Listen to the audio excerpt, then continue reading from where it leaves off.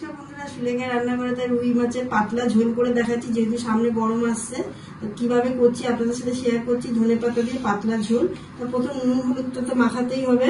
নুনটা দিয়ে দিলাম, সামান্য সরষের তেল দিয়ে দিলাম। মাখিয়ে নেবো মাছটাকে। মাখিয়ে 10 মিনিটের মতন ঢাকনা দিয়ে রেখে দেবো। কড়াইটা বসিয়ে দিচ্ছি। এবার আমি সরষের তেল দিয়ে দিলাম। আর সবসময় সরষের তেলে মাছটা করলে সব থেকে টেস্ট ভালো আসে। তেলটা গরম হয়ে গেছে দেখো। তো মাছগুলো আমি এবার একে একে দিয়ে দিচ্ছি।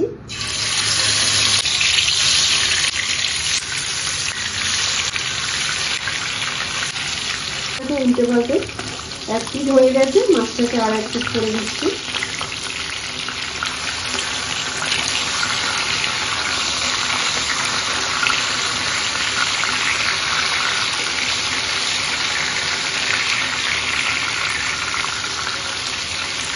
আমি এখানে জিরে বেটে নিচ্ছি।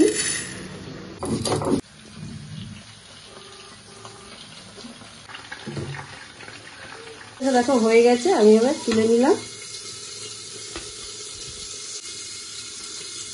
কালো জিরে ওটা দিয়ে দিচ্ছি। একটা কাঁচা লঙ্কার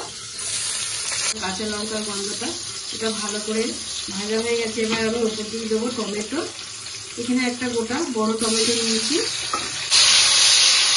ভালো করে টমেটোটাকে গলিয়ে নেবো।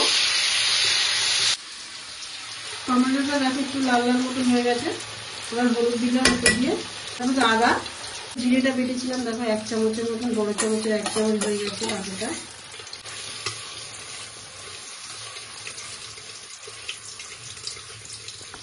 একটুখানি ধনের গুঁড়ো দিয়ে দিলাম। মশলাটাকে ভালো করে কষাতে হবে। মশলাটা দেখো পুরো কষা হয়ে গেছে, একটা সুন্দর জিরের গন্ধ বেরিয়ে গেছে। এবারে আমি এর উপরে দেবো ধনে পাতা দিয়ে দিলাম। এবারে ভালো করে মশলার সাথে ধনে পাতাটাকে মাখিয়ে নেব। আর এইভাবে রান্নাটা করলে মুখে দেখবে গরমে খেতে ইচ্ছা করে না। এই পাতলা মাছের ঝোলটা হলে একদম মুখে ভালো লাগবে। এরপরে আন্দাজ মতন জল দিয়ে দেবো।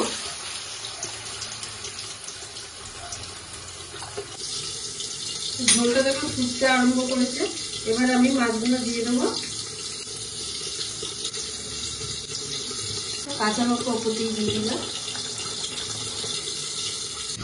10 মিনিটের মতো রেখে দিয়েছি। পুরো একদম মাছের ঝোলের জিরে বাটা রেডি।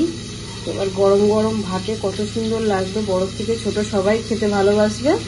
তো লাভিয়ে নিলাম। এবার সামান্য একটু গরম মশলা দিয়ে দিলাম একদম। মাছের ঝোলটা দেখো আমি গরম গরম এখন অন্যদিকে থালায় একটা নিয়ে সাজিয়ে নিচ্ছি। এই মাছের পুরো জিরে বাটা দিয়ে রেডি হয়ে গেছে। একদম গরম গরম ভাতে পরিবেশন করুন। বাড়িতে লোকজন আসলেও গরমে এইভাবে রান্না করে দেখুন।